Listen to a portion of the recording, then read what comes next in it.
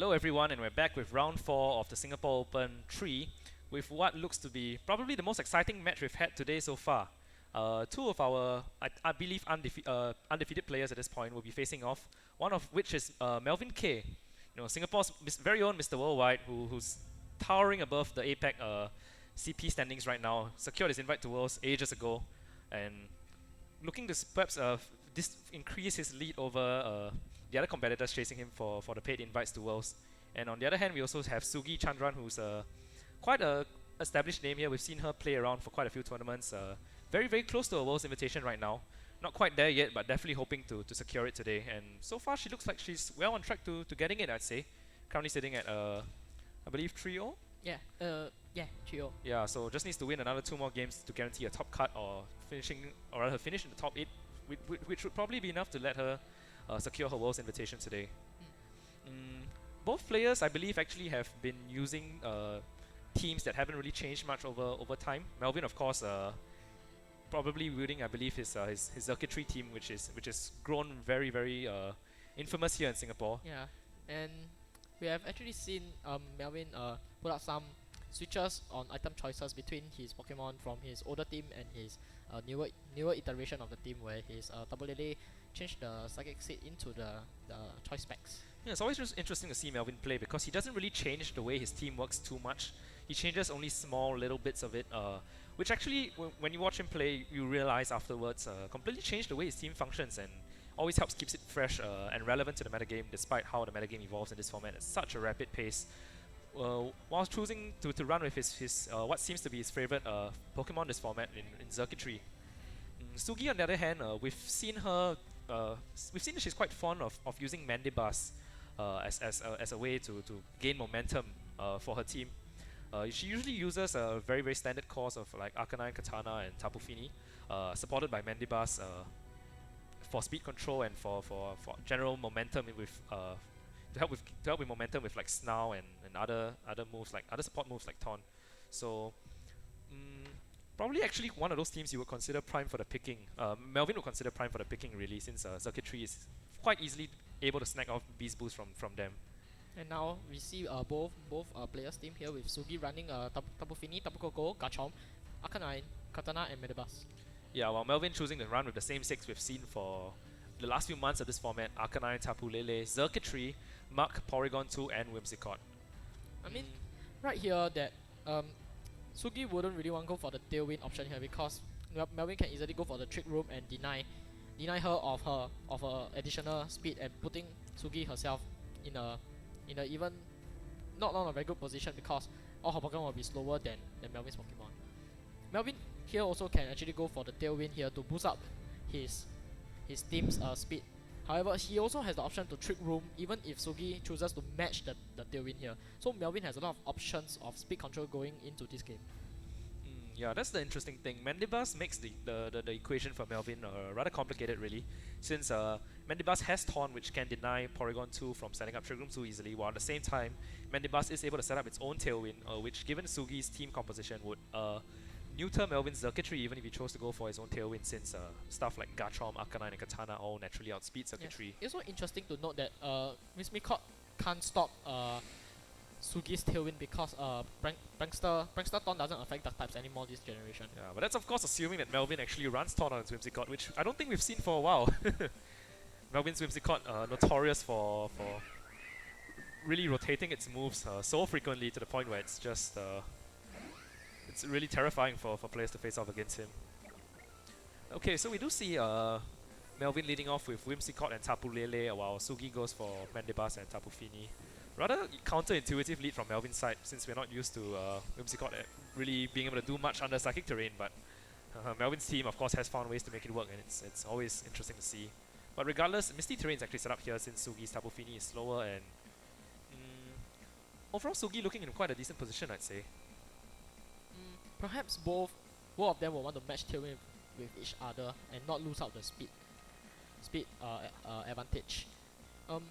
Right now, even though the Tabulele damage output has been reduced from the Misty Terrain, it will still do quite a lot of damage, because it is the last time we saw Melvin was carrying the choice specs. And I think thanks to the choice specs, this might actually be enough to take Mandibuzz out right from the beginning. the combination of but Medivac spoke too survives soon. on that 1 HP. Yeah, spoke way too soon there, but probably close and probably something Melvin can actually bank on in perhaps a future game. The combination of the double Moon Blast from Whimsicott and Tapu Lele being enough to take out Mandibuzz. Looks like quite a close roll there, I'd say.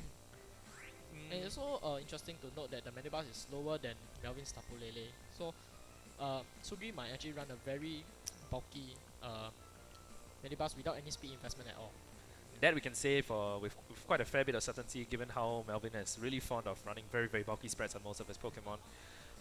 Sugi being able to set up Tailwind here, not really sure how much that helps her though, since Melvin actually can just go for his own Tailwind next turn with relatively no risk involved, and Sugi doesn't really have any way to punish Melvin's setup this turn, since Tapu Fini just isn't exerting the offensive pressure it needs to kind of get things going. We do see Melvin go for the Tailwind, yes, and I think we're going to see Moonblast pick off Mandibuzz, I think. Yeah. Sugi going for her own Moonblast, she needs a special attack drop for this turn to really be any bit worthwhile. But that was... Which she does get, yes, unfortunately, for Melvin. for Melvin. And we see a life up on Tapu Fini. So it's a Calm Mind +1 life of Tapu Fini. So it's a offensively packed right there. Yeah. Take back what I said then, this Tapu Fini poses definitely a very serious threat to Melvin right now. Just because of its rather unorthodox item choice, I'd say. Yes. Yeah. It's quite bulky, but it's also offensive at the same time. Yeah, very interesting choice. But at the same time, Life Orb generally is not really popular on such bulky mons because it tends to chip more HP. Yeah, chip away at HP too much. So interesting to see how this plays out in the long run, and something Melvin could probably play to his advantage really, since this Tapu Fini will be kind of withering itself down a lot faster than it would like to, despite the additional damage output. Okay, Melvin is going to switch in his Arcanine here, probably anticipating another Moonblast into that slot, but Sugi could very well punish this by going for Muddy Water instead. Bit of a dangerous switch in there. Moonblast going to come off from Melvin's Whimsicott, which is going to pick off Mandibuzz for sure. And remains to be seen right now what Sugi chooses to go for with Tapu Fini. Is going to be the Muddy Water, and I think with the Life Orb, that's actually... And the +1, you actually do quite a lot to Arcanine. If not, take it out completely. Which it does. Perhaps this is a good mental note for Melvin to take down and not allow the Tapu Fini to get up a Calm Mind.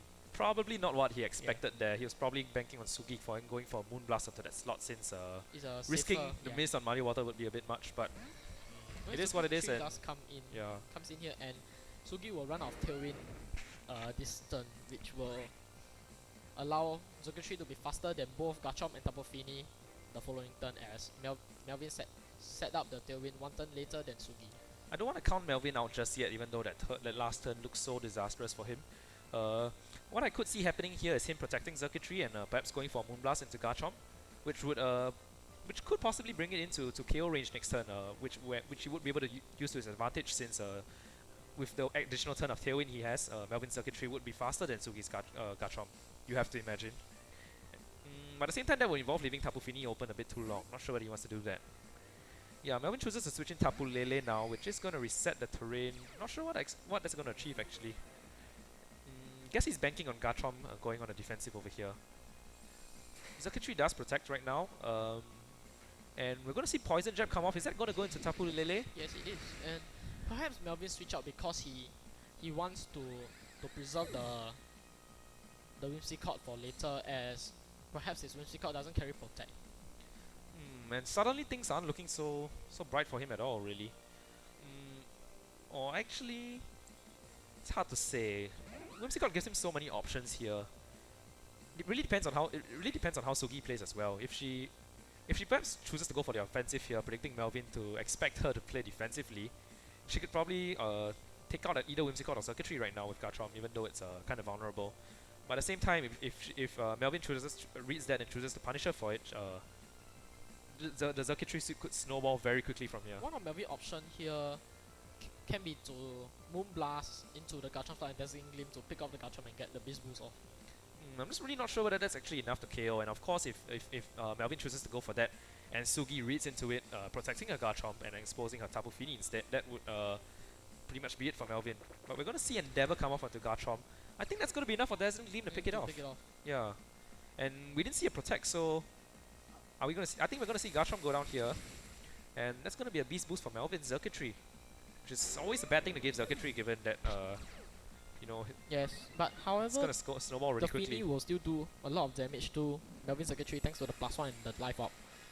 Curious to see how much this does actually. Is it enough? Oh, that's actually a lot. Yeah. And Sugi does fortunately get the special attack drop off the circuitry and putting it back to neutral. 2 special attacks drops this game, both very unfortunate for Melvin since I believe both landed on special attackers. Yes. And the Moonblast special attack drop earlier probably forced Melvin to retreat his Tapu Lele a bit prematurely there, since he wouldn't be able to exert enough offensive pressure after the drop, and forcing him to play a bit more defensively. And right now it looks like Sugi has quite a good position here with Tapu Koko on the field, Circuitry's HP all the way down to the red. Being able to clean up with Dazzling Gleam, taking out both Whimsicott and Circuitry at this point.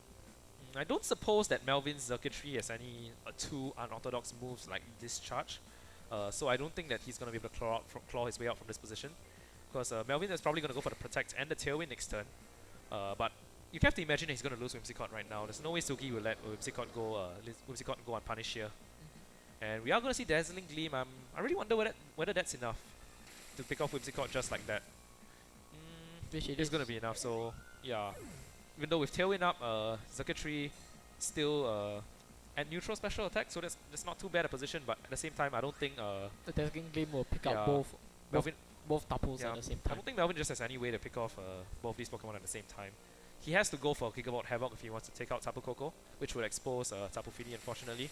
And yeah, we do see him go for Dazzling Gleam, nowhere near enough, and Tapu Koko from Sugi's side is going to pick off his Circuitry with Dazzling Gleam and giving Sugi one set this round. Yes, unfortunate for Melvin with the special attack drops on both his special attackers.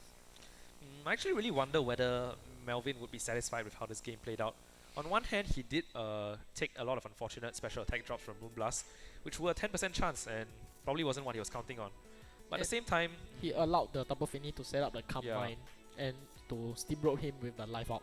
Yeah, so just at the same time, I don't really feel confident in saying that those special attack drops were exclusively what caused Melvin to lose this game. Yes. Yeah, it did seem that he was taken off guard by the life up Tapu Fini, and losing his Arcanine that turn was probably what hindered his momentum and forced him to play from behind really after that point. However, even with that said, the Arcanine didn't really accomplish much because Sugi didn't really brought any physical attackers to that set against Melvin, and Arcanine can't. However, Arcanine can wild charge into the Tapu Fini, which Melvin has previously used in previous tournaments. Yeah, so it would be very interesting to see how Melvin chooses to play this from here, I guess. On one hand, there is reason for him to switch things up, but on the other hand, maybe not so much. I guess Mark looks like it could be a really useful asset since Sugi's team tended to rely a lot on her Tapus for offensive pressure. However, with that said, Melvin has to get rid of the Garchomp first before Mark can safely fight the Tapu. Yeah, and Melvin's team not exactly the best equipped at handling Garchomp there. He probably needs to play around them very carefully. But hey, it's Melvin using this team. He definitely knows what he's doing. He probably sees some out that our plebeian eyes just can't because he's just so experienced with it. As we proceed into round 2 of this set, Sugi leading with the same Pokemon, and Melvin chooses to switch it up with the Circuitry with Whimsicott. Circuitry and Whimsicott is probably Melvin's favorite lead. I think it's the one we've seen the most of, and accomplishes a lot more in the situation actually because of how much pressure Circuitry exerts on both Mandibuzz and Tapu Fini, threatening, I believe, with a clean knockout with a Z move. Yes. Think about Havoc. And like the thing is that Whimsicott tends to run like a more supporty, like fast supporty kind of set. However, Melvin's one has shown to be a more offensive type of Whimsicott, and the Moonblast Gigavolt Havoc does guarantee kills onto a lot of stuff and getting the Beast Boost up.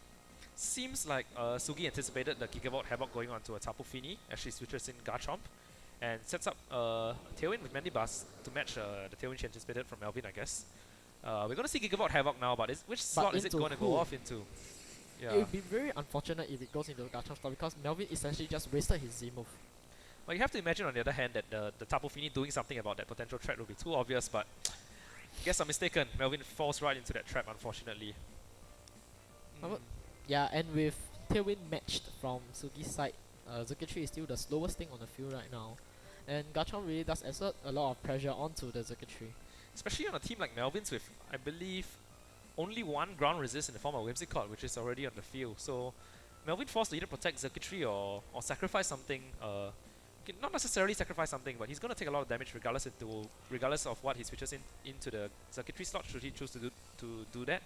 And most of his Pokemon are not going to enjoy taking Tectonic Rage at all, should Sugi choose to go for that. You're going to see him switch out though. I'm guessing into... Okay, it's Tapu Lele we see. Is Sugi going to go for a Tectonic Rage here? See the Psychic Terrain setup, and Moonblast coming off from Whimsicott onto Garchomp, I think. Probably going to do about half or maybe just more than that. It's slightly more than half, and Earthquake does come out from the Garchomp, preserving its Z Crystal. Probably the better play for Sugi to make here, since now she can still threaten with a Z move next turn. And foul play does go into the Tapu Lele, bring it down to, or with a critical hit down to around 20% of its health. However, right now Whimsicott is safe to fire off another Moonblast into the Garchomp, and Tapu Lele can actually threaten the Mandibuzz by Moonblasting into the slot. Whimsicott's Moonblast coming in surprisingly crucial here, since as we discussed earlier in team preview, we thought Melvin didn't really have many ways to pressure Garchomp offensively, but turns out that Whimsicott's offensive presence is actually a lot more capable than we originally thought, and yeah, we see Moonblast really putting in a lot of work here. Tapu Fini does come back in for Sugi, as she recognized that both the Tapu Lele and Whimsicott can't do a lot to her Tapu Fini, and perhaps she would want to go for the Calm Mind again to rack up his damage. We see a double Moonblast from Melvin's side, one into Mandibuzz and the other into Whimsicott here. Getting the special attack drop. Which doesn't really matter because Mandibuzz is a physical attacker, and the foul play will pick up the Tapu Fini, which indicates that the previous crit did matter onto Tapu Lele. Yeah, I guess it did, unfortunately. Although it was still a very commendable play there, since it did bring Lele down to Earthquake KO range, yes. I believe. So, not totally without credit there. And okay, Melvin's bringing back Arcanine right now. A bit of a strange position actually, bringing in Arcanine to Tapu Fini and Mandibuzz. Perhaps recognizing that Tapu Fini is a more offensive variant, like Wild Charge will actually pick up the KO onto Tapu Fini here. Yeah, I'd be thinking he would want to bring in perhaps Zerkatry instead, since that would exert a lot more offensive pressure in the situation.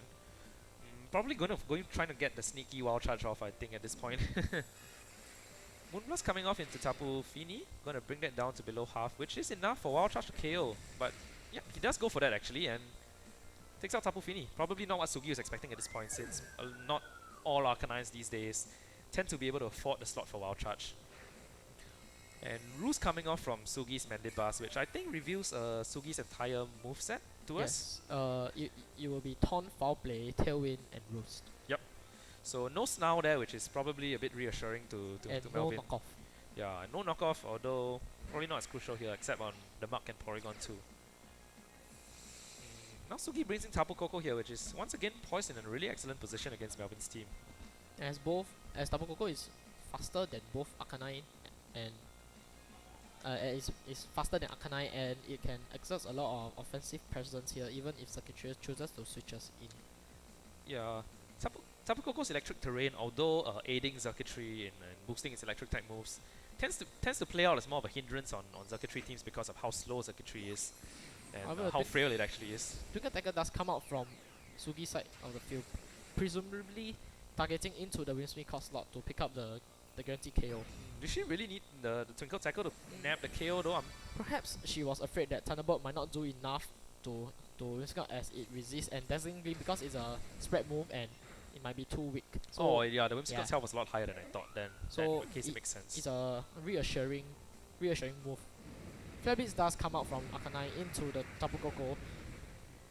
However, Tapu Koko is at full health, which will not allow Arcanine to pick up the 1-hit KO. I think that might actually be extreme speed KO range, given how much Flare Blitz did earlier. It's a bit more than we're usually used to, so have to imagine Melvin's Arcanine is trained a bit more offensively here. However, Melvin is still pinned down here because with Tailwind set up and Garchomp at the back, Sugi can easily clean the whole field with just Earthquake. Yeah, Garchomp being in the back kind of seals the deal for Melvin here. He has no way to regain the speed advantage that he had for a while earlier in this game, in this set. And with both Arcanine and Circuitry exposed, hard to imagine him coming out on top of Garchomp here. Even Yep. if he chooses, even if he's able to knock out Tapu Koko. Well played by Sugi here though, reading the Gigavolt Havoc onto the finish slot on turn 1 and preserving Garchomp to the point where she can safely just send it in and just equip everything. Looks like she might not even need Garchomp though, with the speed advantage right now. Yes. And Tapu Koko hanging on with 1 HP. with the invisible focus sash. Yeah. Reassuring me that my earlier estimations were relatively on point since it's only a 1 HP difference. Its Dazzling Gleam comes off, that's probably going to be target. at least 3/4 to Circuitry. Yeah, with not a quite critical actually, hit. even Yeah, with the crit. a critical hit. But foul play, I think is going to be enough to bring Circuitry down to the red and Yeah. yeah. And Thunderbolt will take up many might not even take up many bars and surviving on 2 HP. That's actually quite a surprising and situation there, considering the electric terrain is up. yeah, even though you have the +1 special defense boost, but Circuitry is known for its monstrous special attack stats. Yeah, guess the base stats kind of letting us down here as Melvin's Circuitry falls and Sugi somehow comes out on top here with a very commanding 2-0 victory over Melvin, whom I imagine is, even to her, a very intimidating opponent to face off right now.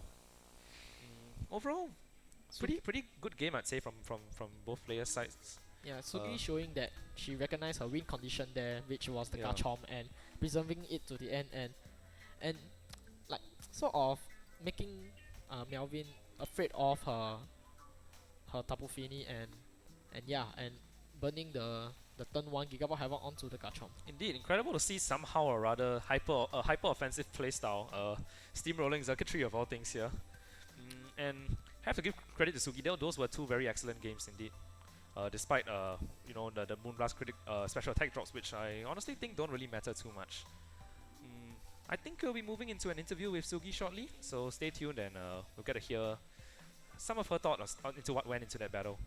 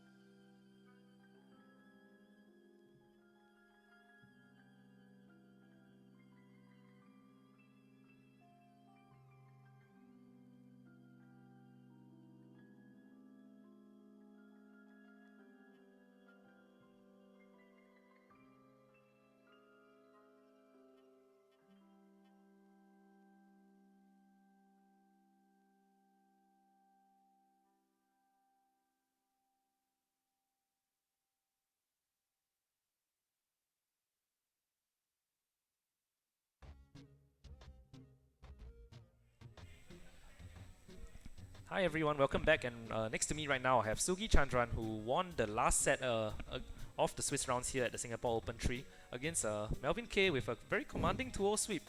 First of all, congratulations Sugi, those were really impressive games, I must say. It's quite rare that we see Melvin's team kind of ripped apart by offensive pressure just like that. It's quite a feat you have accomplished today here. Thank you. I'm very intrigued by your choice of Life Orb and Tapu Fini actually, and that probably helped influence the outcome of game 1, right? Yeah, I will shout out to Martin Tan because the two of us were discussing like Tapu Fini is the main attacker on my team because the most common lead is Manibus and Fini, so it needs to pull its weight. So I thought, well, why not put Life Orb? I didn't want to be locked into choice specs, and I figured like Life Orb with a +1 is a KO on Tapu Koko with Moonblast, so it gets some pretty good kills. I see, that's a very interesting calculation to note. Very often we keep complaining about how Tapu Fini's offensive pressure is just not enough, even with choice specs or with Carmine in tow, and you kind of combine them both there with both the Carmine option and the Life Orb, which definitely make it a much more formidable threat to face against. Were you very intimidated going into this round facing off against Melvin? Oh yes, because I lost to him at Open 2. I see. Yeah. I guess your team probably wasn't like what you have now, right, that time? It actually was the same, but I guess I didn't play as well in the Open 2. So it's quite surprising to hear because from our perspective it looked like a very commanding sweep there with a very strong team advantage you had there. Well, regardless, I think it must feel really great to be pulling through here, even beating Melvin. Yeah. I mean, in Singapore, there's this, you tend to feel after you've beaten Melvin that nothing can stop you really, given how Yeah. impressive a player he is. And Yeah, top player in APAC. Yeah. Wow. I believe you're really close to getting your Worlds invite, right? Yes, if I get top 8 today, I would have qualified for the World Championships for Oh, the okay, first time, so Yeah, and really you're hoping really so. close to getting that top 8 as well. I think you just Yeah, need to I win hope one so. more game, or perhaps you could afford to even lose 2, right? At this but point? I won't take that chance, I think. Yeah, of course, Yeah. never worth taking that chance, but still Yeah. possible, and don't rule that out given that you're currently going 4, completely currently undefeated, so you're probably going to be sitting near the top of that resistance bracket anyway. Yeah. So congratulations, hope to see you back here on stream perhaps tomorrow Yeah, for the that top would be cut. cool. Yeah, Right. and all the best, hope you secure your Worlds invite today. Thank you.